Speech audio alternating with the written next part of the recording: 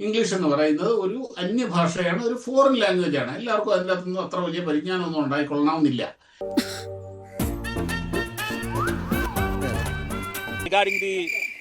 regarding the this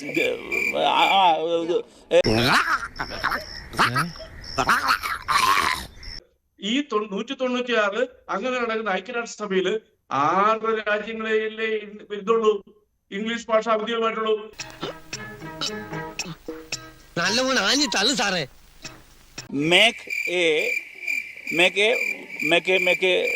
ഉള്ള English കൂടെ നീ പറഞ്ഞു നിർത്താ. അമേരിക്കയിൽ എന്തെങ്കിലും ആവശ്യം വന്ന ജോർജ് ബുഷ് എന്ത് ചെയ്യൂടെ?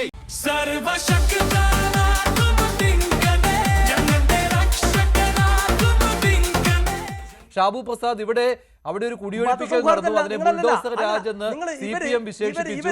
അവിടെ ഡിവൈഎഫ്ഐയുടെ ദേശീയ പ്രസിഡന്റ് എന്ന രീതിയിൽ എ റഹീം പോയി കർണാടകത്തിലെ യഹലങ്കയിൽ. പക്ഷേ അദ്ദേഹത്തിന്റെ ഇംഗ്ലീഷ് പരിജ്ഞാനം മോശമായതുകൊണ്ട് ഇപ്പോൾ ഷാക്കിർ പറഞ്ഞതുപോലെ ഏറിലായി പോയി റഹീം. അതല്ലാതെ യഥാർത്ഥ പ്രശ്നത്തിൽ ഇടപെടാതെ പോയിട്ടുണ്ടോ റഹീം അവിടെ? ശ്രീ ഷാബു എന്ത് ചെയ്തു? അല്ല, റഹീം എന്ത് ചെയ്തു?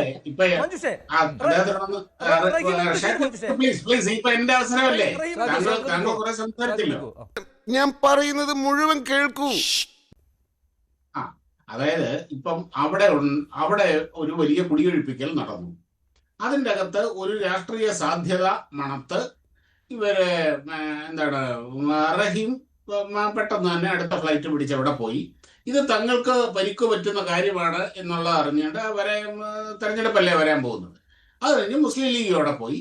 പക്ഷെ അവിടെ ഒരു വിസിബിലിറ്റി കിട്ടിയത് റഹീമിനാണ്. അത് നമുക്ക് പറയാതിരിക്കാൻ വയ്യ. അക്കാര്യത്തിൽ, ആ വിസിബിലിറ്റിയുടെ കാര്യത്തിൽ അദ്ദേഹം CPM-ഉം അദ്ദേഹം അത് നന്നായിട്ട് മാനേജ് ചെയ്തിട്ടുണ്ട്.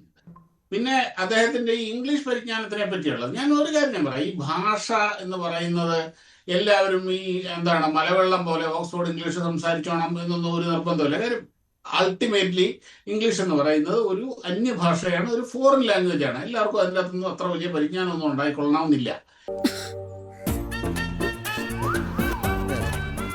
പക്ഷെ ഇവിടെ വേറൊരു വിഷയം അവിടെ ഉണ്ട്. എന്താന്ന് വെച്ച് കഴിഞ്ഞാല്, റഹീം എന്ന് പറയുന്നത് കേരളത്തിൽ നിന്നുള്ള ഒരു രാജ്യസഭാ MP ആണ്. CPM-ന്റെ സീനിയർ നേതാവാണ്. എത്രയോ കാലമായി അദ്ദേഹം അവിടെ MP ആയിട്ടിരിക്കുന്നു.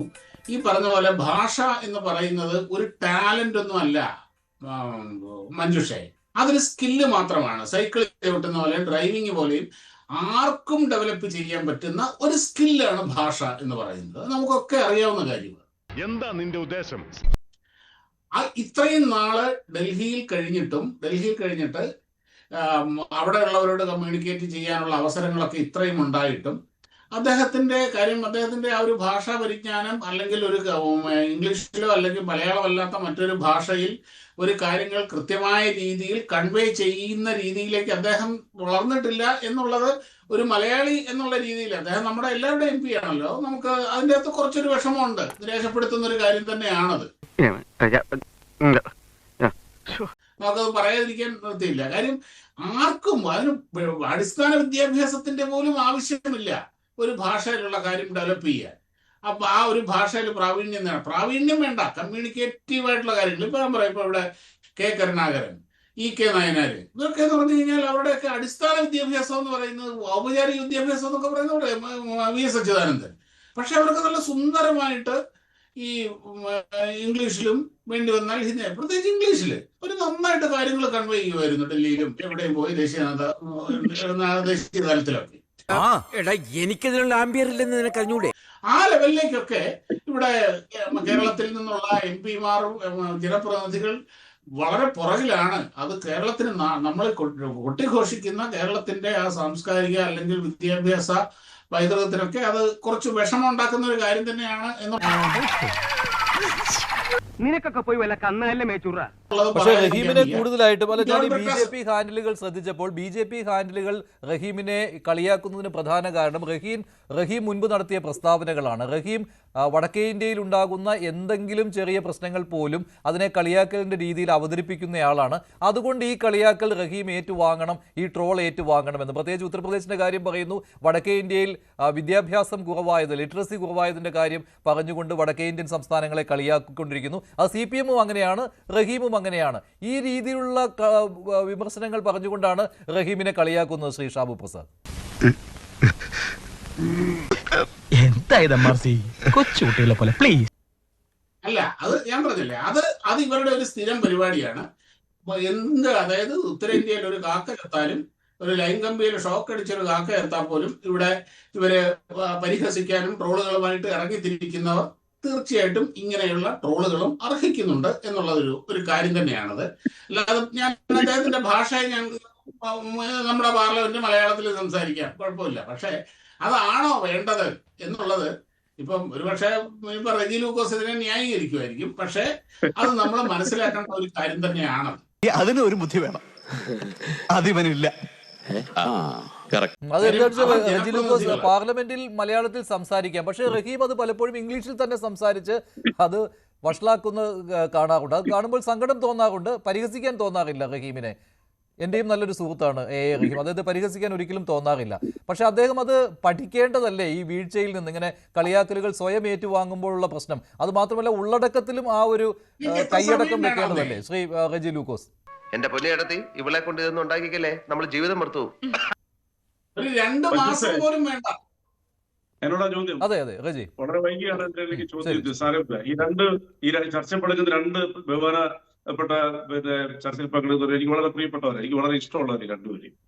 പക്ഷേ ഇവിടെ നമ്മൾ മനസ്സിലാക്കേണ്ടത്, ഇന്നിപ്പോ റഹീം എന്ന് പറഞ്ഞ MP എന്തിന്റെ പേരിലാണ് ബാംഗ്ലൂർ ലാൻഡ് ചെയ്യുന്നത്? ബാംഗ്ലൂർ എയർപോർട്ടിൽ നിന്ന് കേവലം കിലോമീറ്റർ അപ്പുറമുള്ള 5 ഏക്കർ സ്ഥലത്ത് താമസിക്കുന്ന ഏതാണ്ട് 180ഓളം വരുന്ന കുടുംബങ്ങൾ. അതിൽ 76% മുസ്ലിം കുടുംബങ്ങളും ബാക്കിയുള്ള ഹരിജനങ്ങളും ഒരു ക്രിസ്ത്യൻ കുടുംബവും. അതിന്റെ ഡേറ്റ കംപ്ലീറ്റ് പുറത്തു വന്നത് കർണാടക സർക്കാർ ഔദ്യോഗികമായിട്ട് പുറത്തിറക്കി കഴിഞ്ഞു. അവരുടെ ഇനിയിപ്പോ ഇവരെന്തെല്ലാം പറഞ്ഞു.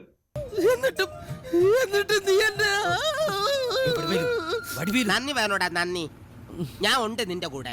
അവരെ പുലർച്ചെ 4 മണിക്ക് അവിടെ വന്ന് വെളുപ്പിനെ 4 മണിക്ക് ബുൾഡോസറുമായിട്ട് വന്ന് ആ കുടുംബങ്ങളുടെ മുഴുവനും ഗർഭിണികളും കുഞ്ഞുങ്ങളും വൃദ്ധരും അടങ്ങുന്നവരെ ആ കൊടും തണുപ്പത്ത് നിരാലംബരായിക്കൊണ്ട് ഇത് മുഴുവൻ ബുൾഡോസറോട് ഇടിച്ചു നിരത്തി ഉത്തർപ്രദേശിൽ കാണുന്നവരുടെ തനിയാവർത്തനം. ഈ ബുൾഡോസർ രാജിനെതിരെ പ്രസംഗിക്കുകയും രാജ്യവ്യാപകമായിട്ട് പലതവണ രാഹുൽ ഗാന്ധി പ്രസംഗിക്കുകയും ചെയ്തപ്പോൾ അവർ ഭരിക്കുന്ന കർണാടകയിൽ ഇതുപോലത്തെ ദുഷ്ടത്തരം ചെയ്തതിന്റെ ന്യായീകരണം എന്താണ്? അവർക്ക് നോട്ടീസ് കൊടുത്തു, അവർക്ക് കൃത്യമായിട്ട് ഇടപെടൽ നൽകി. ഇന്ത്യയിൽ അങ്ങനെ എവിടെയെല്ലാം ചെയ്യുന്നുണ്ട് ബഹുമാനപ്പെട്ട നരേന്ദ്രമോദിജി. വിഷയത്തിൽ നിന്ന് തെന്നി മാറുന്നു. ഗുജറാത്ത് മുഖ്യമന്ത്രിയായിരുന്നപ്പോൾ Ahmedabad Mumbai express highway, Delhi express ഹൈവേക്ക് സ്ഥലം വീതി കൂട്ടാൻ വേണ്ടിയിട്ട് പലരും തടസ്സം നിന്നപ്പോൾ 1689 ദേവാലയങ്ങൾ അദ്ദേഹം ഇടിച്ചു നിരത്തി. ആ ചങ്കുറ്റം കാണിച്ചു. അതുകൊണ്ട് അദ്ദേഹത്തിന് ഒരു ദൈവവിരുദ്ധനായിട്ട് പറയാൻ പറ്റുമോ? വികസനത്തിന് വിട്ടുവീഴ്ച ചെയ്തേ പറ്റൂ. പക്ഷെ ഇവിടെ നടന്നത് എന്താ? സ്ക്വയർ ഫീറ്റിന് 10,000 രൂപ വിലയുള്ള എയർപോർട്ടിനടുത്തുള്ള ഈ 5 ഏക്കർ സ്ഥലം അവിടുത്തെ റിയൽ എസ്റ്റേറ്റ് മാഫിയയ്ക്ക് വേണ്ടി കർണാടക ഗവൺമെന്റ് ഈ പാവങ്ങളെ 2000 വരുന്ന മനുഷ്യരെ നിരാലംബരാക്കി തെരുവിറക്കി. കുഞ്ഞുങ്ങളുടെ സർട്ടിഫിക്കറ്റ് പോലും കിട്ടിയില്ല. അവരുടെ ജന്മാവകാശമായിട്ടുള്ള ഒരു ID മുഴുവൻ കവർന്നെടുത്തോണ്ട് പോയി.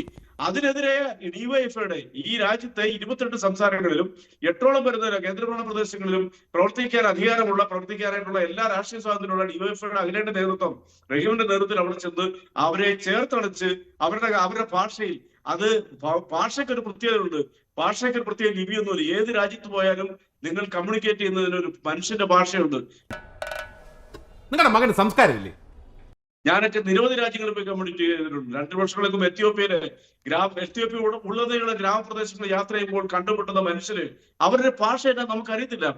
ആ ഭാഷയെ ഞങ്ങൾ സമ്മാനിക്കാറുണ്ട്, സ്നേഹത്തോടു കൂടി സമ്മാനിക്കും. ഞാൻ അതൊക്കെ മംഗളപത്രത്തിൽ എഴുതി എത്ര ഞാൻ പറഞ്ഞിട്ടുണ്ട്.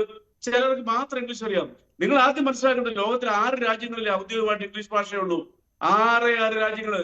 ഈ 196 അങ്ങനെ നടക്കുന്ന ഐക്യരാഷ്ട്രസഭയില് 6 രാജ്യങ്ങളിലെ ഇതുള്ളൂ ഇംഗ്ലീഷ് ഭാഷ ഔദ്യോഗികമായിട്ടുള്ളൂ.